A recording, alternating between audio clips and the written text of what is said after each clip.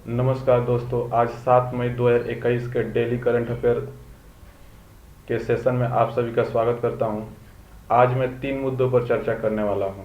पहला मुद्दा है प्रधानमंत्री गरीब कल्याण अन्न योजना चरण 3। दूसरा है IDBI बैंक लिमिटेड में रणनीतिक विनिवेश। और तीसरा मुद्दा है नासा का पार्कर सोलर प्रोब्स के मिशन के बारे में।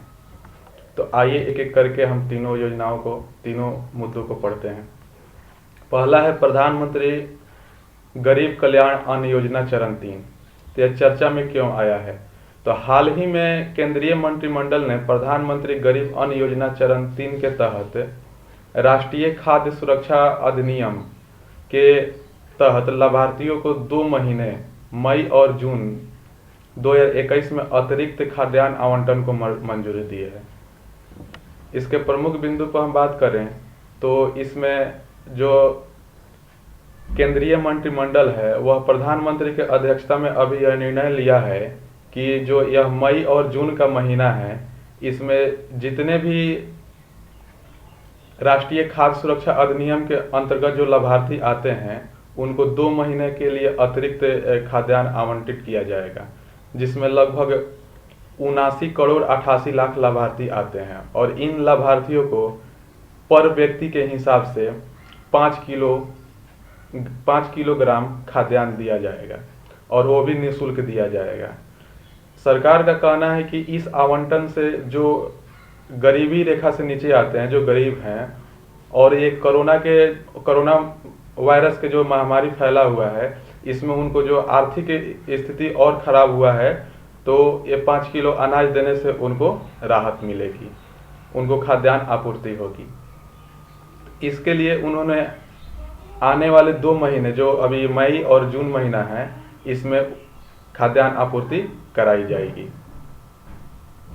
अब हम जान लेते हैं कि प्रधानमंत्री गरीब कल्याण अन्न योजना के बारे में कि यह है क्या। तो प्रधानमंत्री गरीब कल्याण अन्न योजना की शुरुआत कोविड-19 महामारी जब आया तो उसके चुनौती से निपटने के लिए प्रधानमंत्री गरीब अन्न योजना को लागू किया गया। इसे मार्च 2020 में इसकी मंजूरी दी गई। इस योजना को प्रधानमंत्री गरीब कल्याण पैकेज के अंतर्गत ही एक हिस्सा के तौर पर इसको लॉन्च किया गया। प्रधानमंत्री गरीब कल्याण अन्न योजना के अंतर्गत प्रत्येक व्यक्ति को राष्ट्रीय खाद्य सुरक्षा अधिनियम NFSA के तहत 5 किलोग्राम अनाज को अनुदान के तौर पर निःशुल्क दिया जाता है। अब हम जान लेते हैं कि प्रधानमंत्री गरीब कल्याण पैकेज के बारे में। तो कोविड-19 महामारी से निपटने के लिए, उसकी चुनौती को झेलने के लिए प्रधानमंत्री गरीब कल्याण पैकेज को मार्च 2020 में लॉन्च किया गया। इसके अंतर्गत 3 योजना शामिल है। प्रधानमंत्री गरीब कल्याण पैकेज के अंतर्गत 3 योजना शामिल है। वे योजना है, पहला है कि स्वास्थ्य कर्मियों के लिए बीमा योजना। जितने भी अभी हॉस्पिटल में स्वास्थ्य कर्मी हैं, जो फ्रंट लाइन वर्कर जिसको बोला जा रहा है अभी, उनके लिए स्वास्थ्य बीमा योजना लाया गया है। दूसरा है प्रधानमंत्री गरीब अन्न योजना, जिसके तहत सभी जो लाभार्थी हैं उनको 5 किलोग्राम पर व्यक्ति के हिसाब से और 35 किलोग्राम पर परिवार के हिसाब से उनको प्रति माह निःशुल्क अन्न दिया जाता है, अनाज दिया जाता है। और तीसरा है प्रधानमंत्री गरीब कल्याण योजना। तो अब हम जान लेते हैं कि क्या है राष्ट्रीय खाद्य सुरक्षा अधिनियम 2013 और इसके मौजूदा मापदंड क्या है। तो राष्ट्रीय सुरक्षा अधिनियम NFSA 2013 का उद्देश्य है कि जो हमारे ग्रामीण और शहरी जो लोग हैं उनको गरिमापूर्ण जीवन जीने के लिए सरकार को एक वहनीय मूल्य पर, माने जो वो वहन कर सकते हैं, गुणवत्तापूर्ण खाद्यान्न की आपूर्ति कराना, पर्याप्त मात्रा में उन्हें उपलब्ध कराना, जिससे उन्हें अपने जीवन चक्र के दृष्टिकोण में खाद्य और पौष्टिक के सुरक्षा को प्रदान करना होता है। इसमें जो होता है, जो व्यक्ति होते हैं इस योजना के अंतर्गत, उन्हें चावल 3 रुपये प्रति किलो, गेहूं 2 रुपया प्रति किलो, और जो मोटे अनाज होते हैं जिसमें मोटे अनाज में और आ जाते हैं दाल वगैरह, चना वगैरह आते हैं, उसको 1 रुपये प्रति किलो के हिसाब से 5 किलोग्राम वहनीय मूल्य पर 5 किलोग्राम खाद्यान्न की प्रति व्यक्ति प्रति माह प्रदान किया जाता है। मौजूदा अंत्योदय अन्न योजना परिवार जिसमें जो निर्धन व्यक्ति होते हैं, जिसमें निर्धन लोग शामिल हैं, उनको 35 किलोग्राम प्रति परिवार के हिसाब से प्रति माह खाद्यान्न दिया जाता है। तो वर्तमान समय में NFSA के तहत जो शामिल जनसंख्या है उसके बारे में जान लेते हैं। तो इसके तहत अभी वर्तमान समय में जो ग्रामीण आबादी है उसका 75% लोगों को इस योजना का लाभ मिलता है, और शहरी जो आबादी है उसका 50% लोगों को लाभ मिलता है। अगर हम देश की कुल आबादी की बात करें तो देश की कुल आबादी का 67% लोगों को इस योजना का लाभ मिलता है। अंत्योदय अन्न योजना में शामिल परिवारों की संख्या अगर हम देखें तो 2,37,00,000 परिवार इसमें शामिल हैं। अगर एक आदमी की बात करें तो उसमें 9,01,00,000 व्यक्ति माने पर्सन इसमें शामिल है, और प्रत्येक परिवार को 35 किलोग्राम खाद्यान्न दिया जाता है। जबकि अगर एक आदमी की हम बात करें तो उससे प्रति आदमी 5 किलोग्राम खाद्यान्न की आपूर्ति कराई जाती है। अब हम जान लेते हैं कि NFSA के संबंधित नीति आयोग ने क्या सिफारिश किया है। तो नीति आयोग ने पिछले दिनों में NFSA के तहत ये जो आंकड़ा जो ग्रामीण आबादी का 75% लोगों को इसमें शामिल किया गया है, और शहरी आबादी का जो 50% लोगों को इसमें शामिल किया गया है, इसको घटाने के लिए बात किया गया है। इसमें नीति आयोग ने सिफारिश दिया है कि ग्रामीण आबादी का 60% को यह लाभ दिया जाए और शहरी आबादी का 40% लोगों को लाभ दिया जाए। इससे सरकार का जो सब्सिडी पर जो भार पड़ता है, इसमें पर साल 47,02,29,000 रुपये की बचत हो जाएगी सरकार को, अगर इस आंकड़े को कम किया जाता है। तो अब हम एक छोटा सा टारगेट लेना है जिसमें हमें कम से कम 1000 लाइक, शेयर और सब्सक्राइब को पूरा करना है। इसके लिए आप 1 लाइक, 1 शेयर, 1 सब्सक्राइब भी करें तो, और साथ ही साथ बेल आइकन दबा दें। और अगर आप इस PDF को पाना चाहते हैं, इस लेक्चर का PDF, तो हमें जनरल डिस्कशन #UPSC हैशटैग पर भी ज्वाइन कर सकते हैं टेलीग्राम पे। इसका लिंक दे दिया जाएगा डिस्क्रिप्शन में। अब हम नेक्स्ट मुद्दे की बात करते हैं। तो नेक्स्ट मुद्दे में आता है कि IDBI बैंक लिमिटेड के रणनीतिक विनिवेश के लेकर के। तो यह चर्चा में क्यों आया है? तो हाल ही में कैबिनेट ने IDBI बैंक लिमिटेड में रणनीतिक विनिवेश और प्रबंधन नियंत्रण के हस्ताक्षर को मंजूरी दे दी है, हस्तांतरण को मंजूरी दे दी थी। इसमें क्या है इसके मुख्य बिंदु?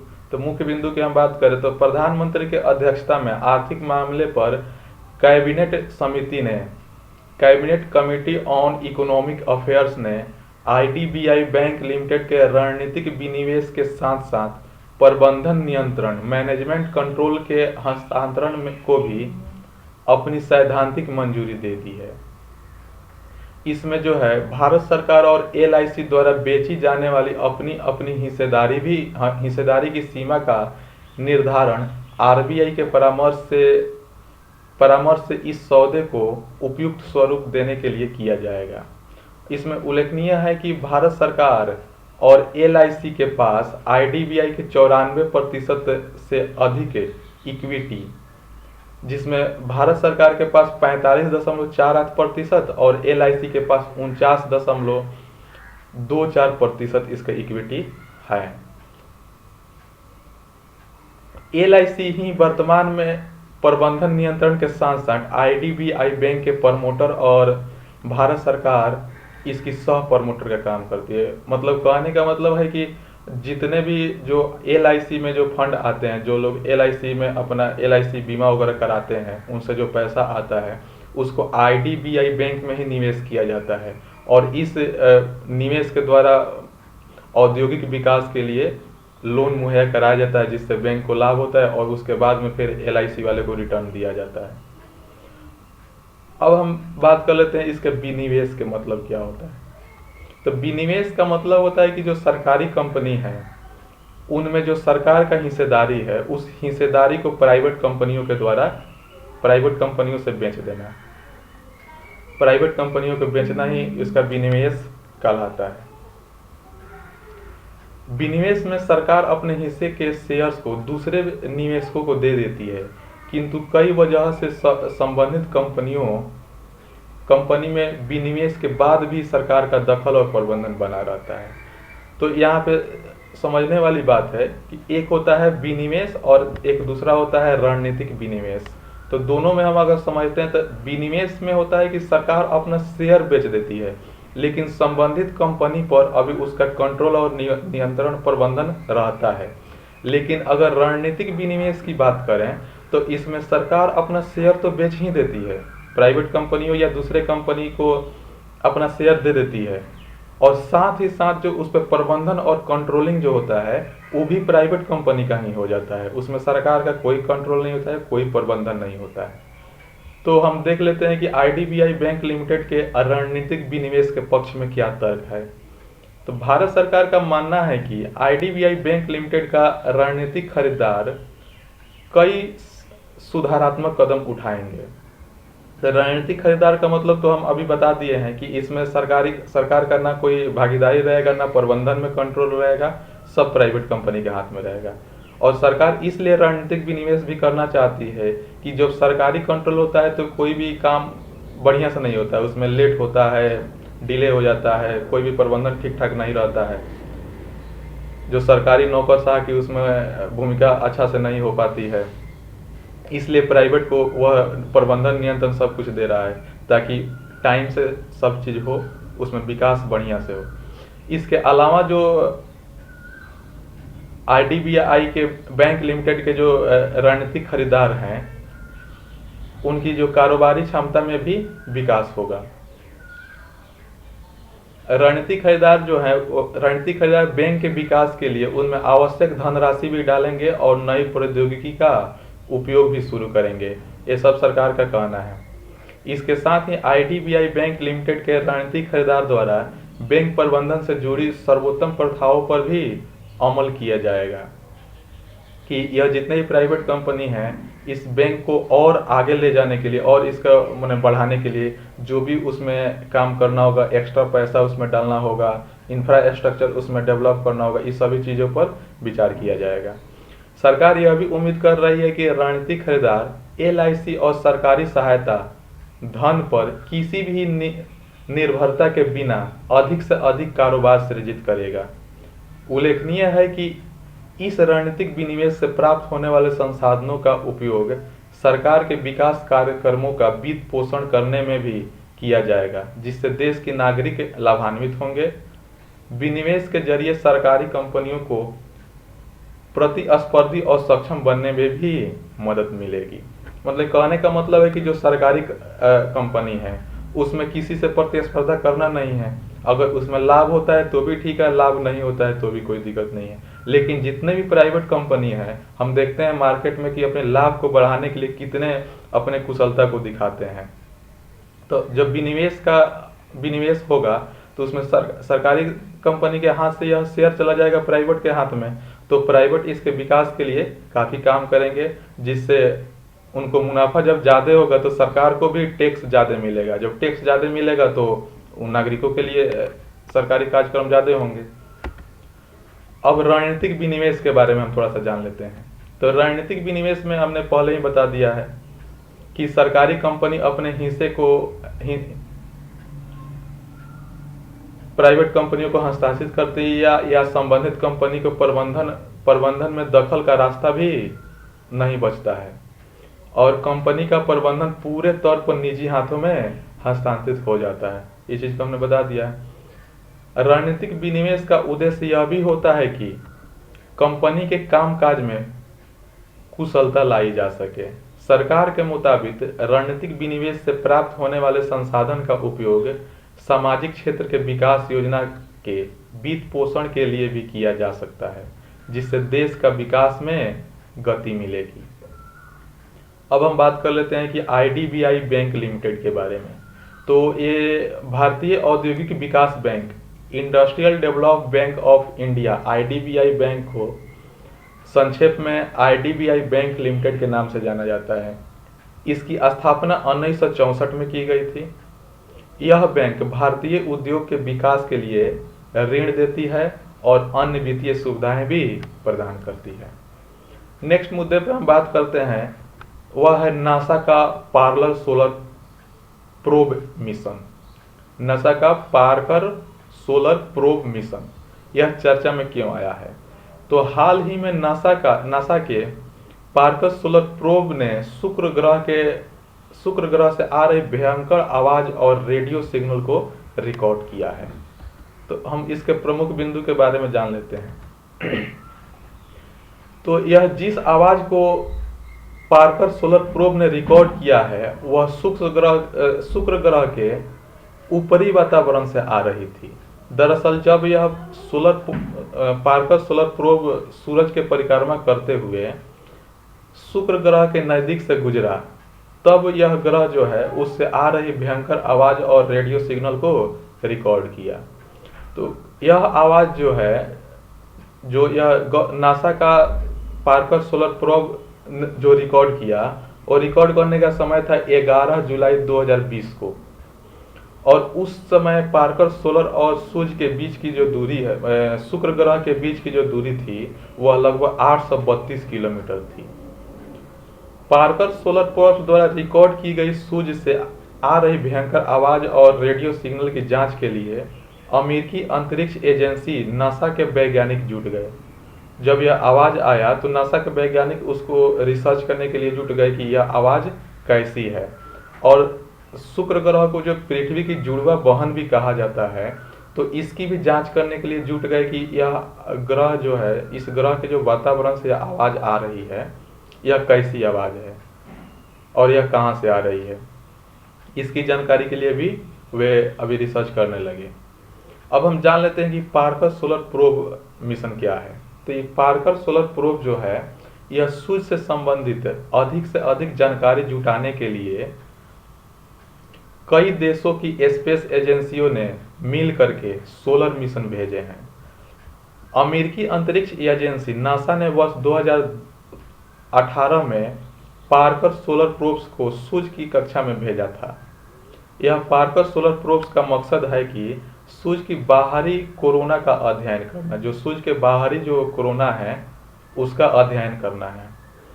इसमें गौरतलब है कि भारतीय अंतरिक्ष एजेंसी इसरो अपने solar mission Aditya L1 mission को 2022 में भेजेगी।